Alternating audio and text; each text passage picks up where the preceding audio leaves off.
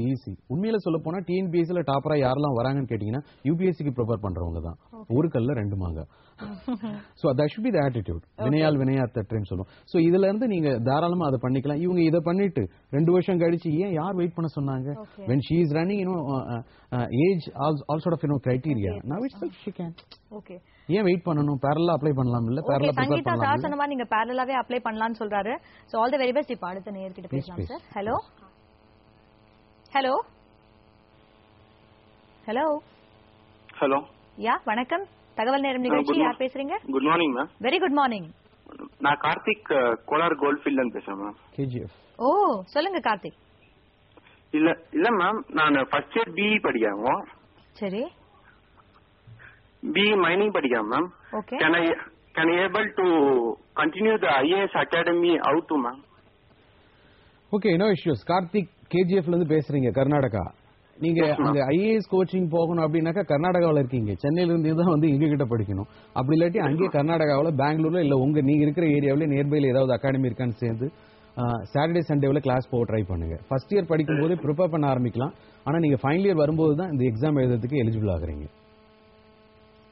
உங்களோட preparation start பண்ணலாம். Nearby அகாடமியில join பண்ணி டெஃபினட்டா ஃபைனல் இயர் வரும்போது தான் நீங்க எலிஜிபிள். கார்த்திக் கேக்குதா? கேக்குதுங்க சார். வேற எதனா கேள்வி இருக்குங்களா சார்? Hello hello Karthik. சொல்லுங்க சார். நீங்க தாங்க சொல்லணும். என்ன ஹலோ, வேற ஏதாவது கேள்வி இருக்கா சார்? பதில் சொல்லியாச்சு உங்க கேள்விக்கு. ஹலோ.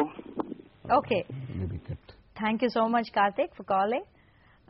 சார் இப்போ இவங்க வந்து நிறைய பேர் வந்து இது நம்ம சேரணும்னா எப்படி முதல்ல இந்த அகாடமில சேரணும், கோச்சிங் எப்படி கொடுப்பாங்க, டைமிங் என்ன, இந்த மாதிரியான சில டவுட்ஸ்லாம் இருக்கும். You please clear all this. டெஃபினட்டா. ஆக்சுவலி இப்ப நம்ம அகாடமி பொறுத்தவரைக்கும் பாத்தீங்கன்னா சென்னை அண்ட் கோயம்புத்தூர் 2 இடத்துல ஃபங்க்ஷன் ஆயிட்டு இருக்குங்க.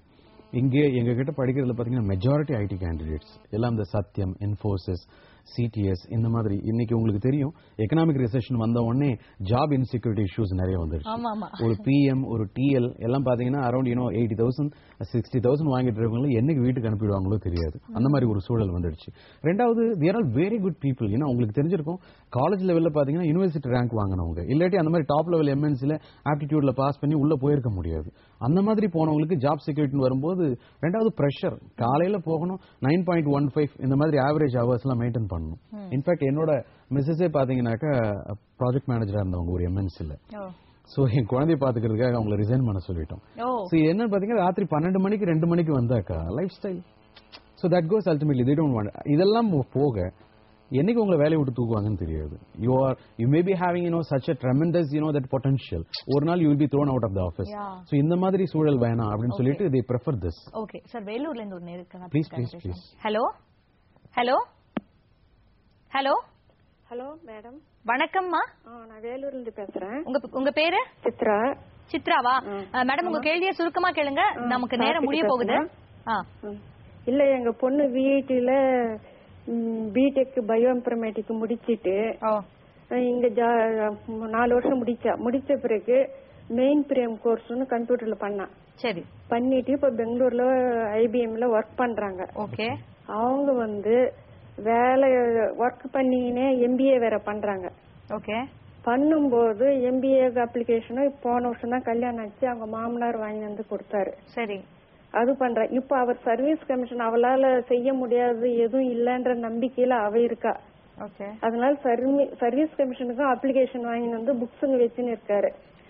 எங்களுக்கு வந்து அவளால படிச்சு அதுல மேல முன்னேற முடியுமா, உடம்பு பாதிப்பு வருமா, ரொம்ப ஸ்ட்ரெயின் பண்றாங்க அப்படின்ற ஃபீலிங். வீட்லயும் அவளே ஒர்க் பண்ணிக்கிறா, சமையல் வேலை மொத்த வேலையும் அவளே பண்ணிக்கிறா. எதையும் என்னால முடியாதுன்ற எண்ணமே இல்லாம போயிட்டு ஏஜ் 25, எத்தனை வயசு வரைக்கும் அவ இது ஐஏஎஸ் எல்லாம் எழுத முடியும். என்னங்க உங்க பொண்ணுக்கு ஏஜ் 25 தான், நீங்க 52 மாதிரி கவலைப்படுறீங்க?